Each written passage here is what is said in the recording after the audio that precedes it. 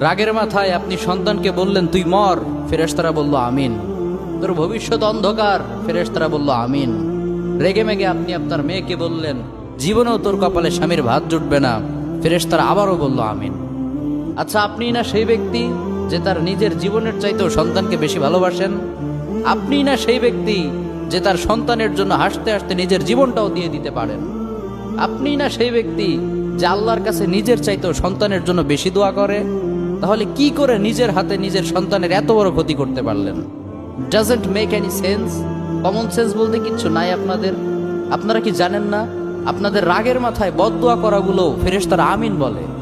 দাওয়াতুল ওয়ালিদ আলা ওয়ালাদি, বাবা মা তার সন্তানের জন্য যেই দোয়া করে সেটা ভালো হোক কিংবা বদদোয়া হোক, আল্লাহ সেটাই কবুল করে নেয়। এজন্য খবরদার, নেভার কার্স ইউর চিলড্রেন। রাগের মাথায় কখনো সন্তানকে অভিশাপ করবেন না। খুব বেশি রাগ উঠে গেলে তার জন্য উল্টা